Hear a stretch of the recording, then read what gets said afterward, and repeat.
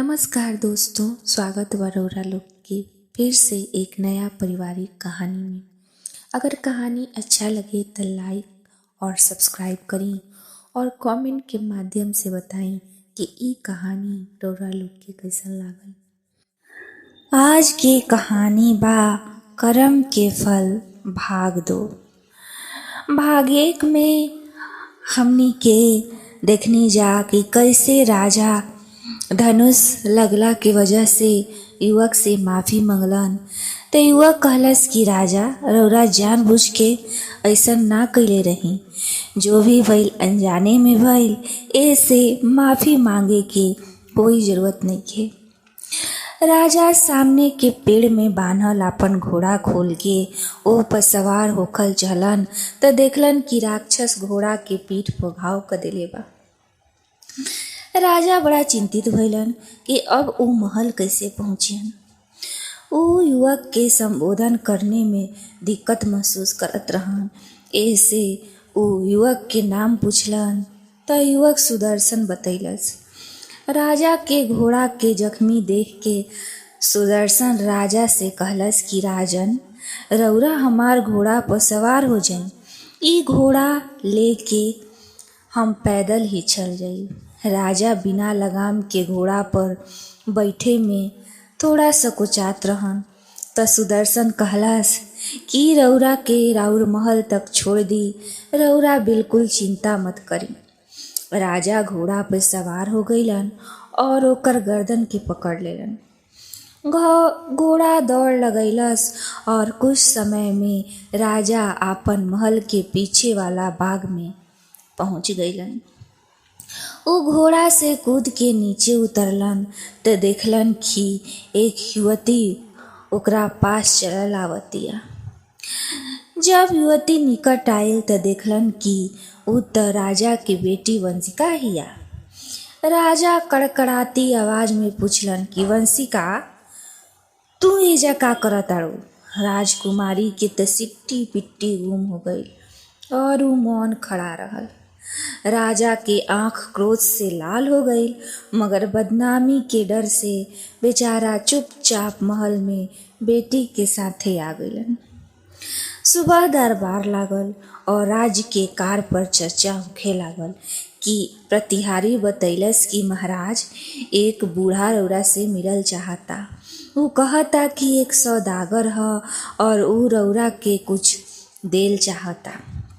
राजा बूढ़ा के बुलैलन त बूढ़ा राजा के अंगूठी देके सर झुका के मौन खड़ा रहे। राजा देखलन कि ऊ दुखी बा त ऊ बूढ़ा से दुखी के कारण पूछलन। बूढ़ा गिड़गिड़ाते हुए कहलस कि महाराज, हमार पीड़ा के इलाज रउरे पास बा, मगर हम आपन पीड़ा बता नहीं सकत। राजा बूढ़ा के वचन देलन कि तू घबरा मत, जो हमरा बुरा ना लगी, जो भी कुछ बात बा तू बताव।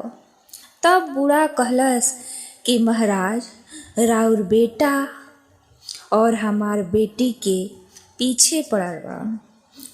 हमार और राउर कोई मेल नइखे, ई जानते हुए भी ऊ हमार बेटी के तंग करलन।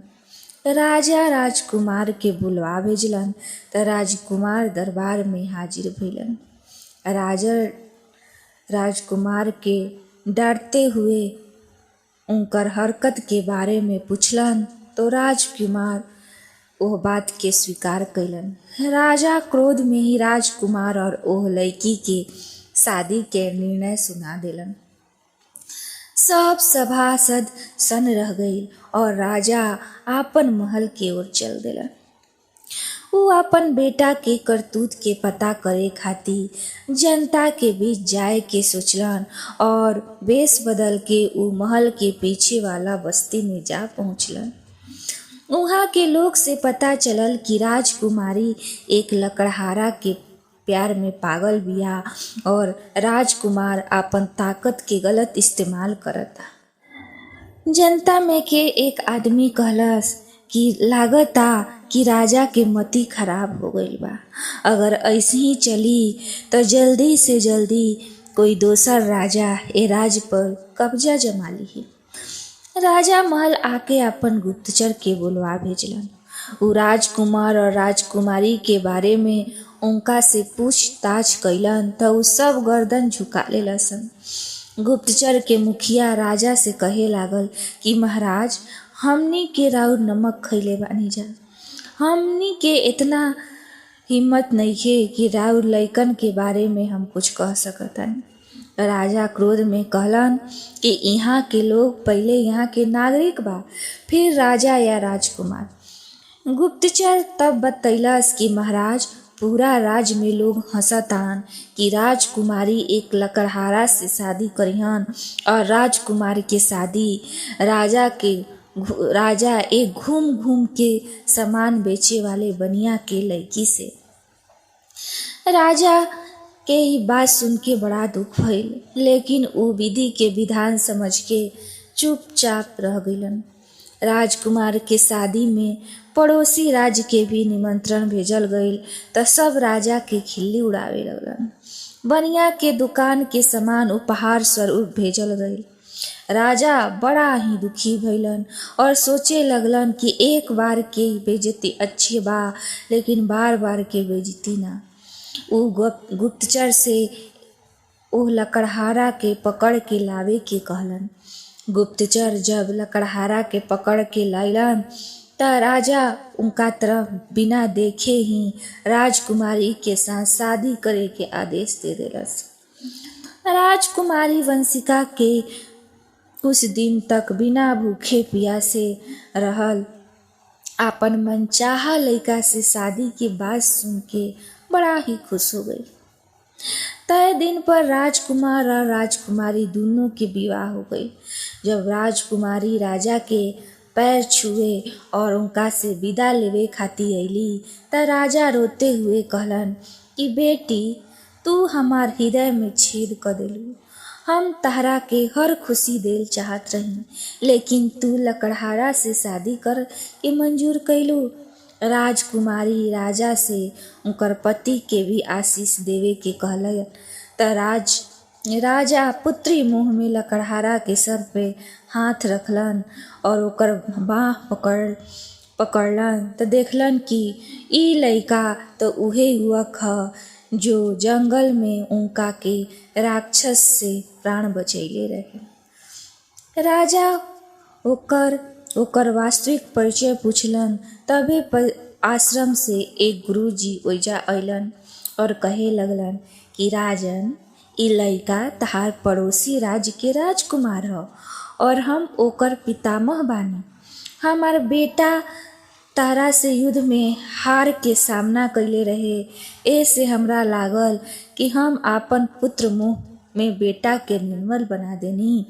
ऐसे हम आपन पोता के लेके जंगल चल गईनी और ए प्रकार ओकरा के शिक्षा देनी कि तहार राज के कमजोरी के बारे में जाने खातिर हम एकरा के लकड़हारा के रूप देनी।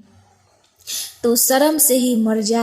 ऐसे ई तहार बेटी के भगा के ले जाए के बात सोचले रहे, मगर तू स्वयं ही लकड़हारा से जब बेटी के शादी करे के हामी भर देला तब हमार बैर भी धुल गई।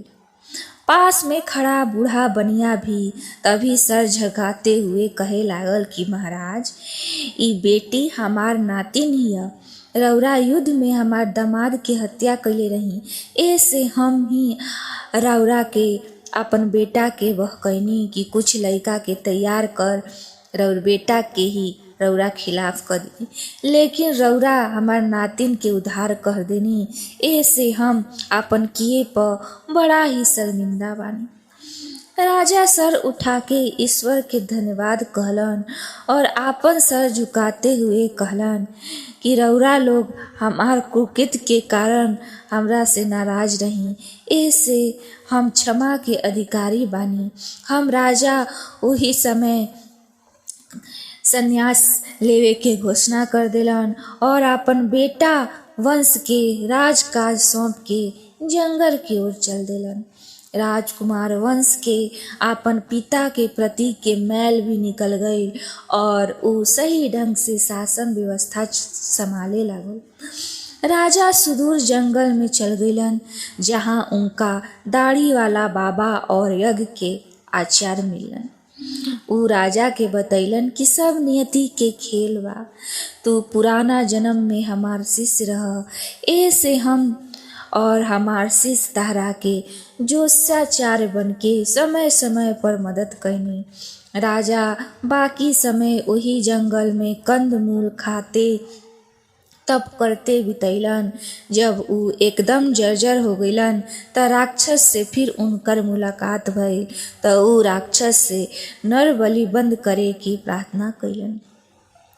राक्षस के सरदार पर राजा के बात के असर भइल, लेकिन तब तक एक राक्षस उनकर पिता के मौत के बदला लेवे खातिर कुल्हाड़ी चला के राजा के मार देलस। राजा अंतिम समय राक्षस के सरदार से नर बलि न करे के वचन लेलन और उनकर प्राण ओइजे निकल गई। दोस्तों, ये कहानी एजे समाप्त होता। अगर कहानी अच्छा लगे तो सब्सक्राइब करें, लाइक करें और कमेंट के माध्यम से ज़रूर बताएं कि ये कहानी कैसन बा। धन्यवाद।